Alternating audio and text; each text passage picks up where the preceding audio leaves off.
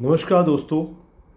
पिछली कमनी कड़ी में हमने गर्मी के मौसम में जो आम बीमारियां हैं उसके बारे में डिस्कस किया था और उससे कैसे बचें घर के घरेलू नुस्खों से।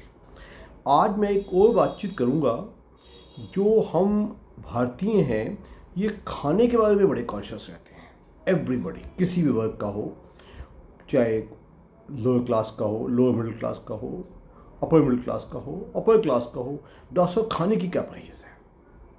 ये जो विषय है इसलिए इम्पोर्टेंट है, कभी खाने के चक्कर में हम परहेज़ ज़रा कुछ ज़्यादा ही कर लेते हैं और उसके ऊपर से समाज में कुछ ऐसी जो भावनाएं हैं जो दूसरी किसी चिकित्सा की पद्धति के एडवाइसेस होती हैं, ये भी बंद है, वो भी बंद है, ये भी बंद है, वो बंद है, उससे हमारा न्यूट्रिशन बहुत सफ़र करता है। तो आज बातचीत करेंगे कि कॉमन क्लिनिकल कंडीशंस में कितना परहेज़ किया जाए और कैसा किया जाए।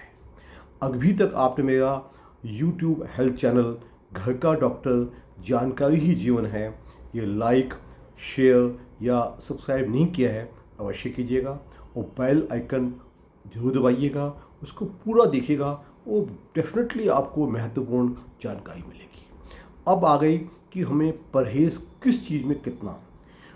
जो कंडीशंस हैं जिसमें कि कोई हार्ट डिसीज़ है, कोई लिवर डिसीज़ है, कोई किडनी डिसीज़ है, कोई लंग डिसीज़ है या कोई दूसरी क्लिनिकल कंडीशंस जैसे कि डायबिटीज़, हाइपरटेंशन, डिस्लिपिडीमिया, इनके परहेज़ अलग हैं। जो कॉमन पेशेंट है, आम पेशेंट है, उसको सिंपल कंडीशंस जैसे कि बुखार हो गया किसी भी किस्म का, उसमें क्या परहेज़ है, या पेशेंट को लूज मोशंस या गैस्ट्रोएंटेराइटिस हो गया उसमें क्या परहेज है, पेशेंट को सांस फूलना शुरू हो गया उसमें क्या परहेज है, आज हम एसेंशियली ये बात करेंगे। Let be first, high grade fever क्या परहेज है। सबसे पहले तो फीवर का कोई भी कारण है, कोई अगर किसी किस्म का फेलियर का केस नहीं है, हार्ट फेलियर या लिवर फेलियर या किडनी फेलियर, तो पानी की मात्रा अवश्य बढ़नी चाहिए।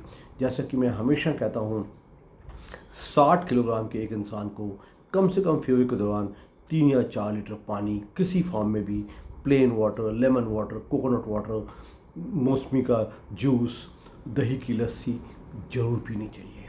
अक्सर लोग परहेज़ कहते हैं आगे, डॉक्टर साहब नींबू से तो मेरा गला ख़राब हो जाएगा। नींबू एक बहुत ही अच्छी चीज़ है, एक्सेप्ट कोई ख़ास एलर्जीज छोड़ के नींबू किसी भी कंडीशन में मुंह के जायके को सुधारने के लिए और विटामिन सी के लिए दिया जा सकता है। दही एक बहुत अच्छा प्रोबायोटिक का सोर्स है। उससे ये मत सोचिए कि मेरा गला ख़राब हो जाएगा, मेरा ज़ुकाम बढ़ जाएगा, क्योंकि कई भ्रांतियों के हमारे आम लोग शिकार रहते हैं। तो मेरा उद्देश्य है उन भ्रांतियों को तोड़ा जाए। खाने की जहाँ तक कही जाए, यूजुअली बुखार की कंडीशन के दौरान ब्लैंड डाइट मिलना चाहिए। ब्लैंड डाइट का मतलब कोई भी पॉरेज हो, खिचड़ी हो, सादा फुल्का हो जो आसानी से पच सके, कोई भी फल जो आसानी से मिलने वाले हैं, संतरा, मौसमी, पपीता, अनानास, ये सब अच्छे रस वाले फल हैं। तरबूज, खरबूज, ये जरूर लिए जा सकते हैं और न केवल लिए जा सकते हैं, अवश्य लिए जाएँ। इससे न्यूट्रिशन मिलता रहता है, वो पेशेंट की जनरल हालत बिगड़ती नहीं है।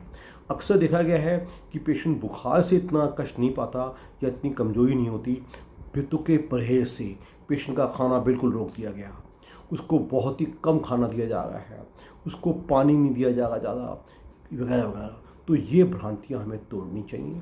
ब्लैंड डाइट में जिसमें कोई भी घिया, टिंडा, पैंठा सब्जी हो, सादा फुल्का हो जिसमें घी कम लगा हो, इसके अलावा कोई भी चावल दाल की खिचड़ी, कोई भी पॉरेज, दलिया आसानी से दिया जा सकता है। तो अगली किस्त में मैं डिस्कस करूंगा कि जो दूसरी कंडीशंस है, क्लिनिकल कॉमन कंडीशंस, उसमें कैसा परहेज़ किया जाए ताकि पेशेंट का न्यूट्रिशन सफ़र ना करे और पेशेंट की जो बीमारी है उसमें न्यूट्रिशन कुछ जमा करे, नुकसान ना करे। अक्सर टाइफाइड बुखार हो जाता है तो लोग 3-3 महीने तक पेशेंट को खाना नहीं खाने देते। नो, वीट नहीं मिलेगा जी, nothing doing. Bland diet can be taken with the treatment of enteric fever in any type of enteric fever. तो अगली किस्त में मैं और डिस्कस करूँगा। Thank you very much.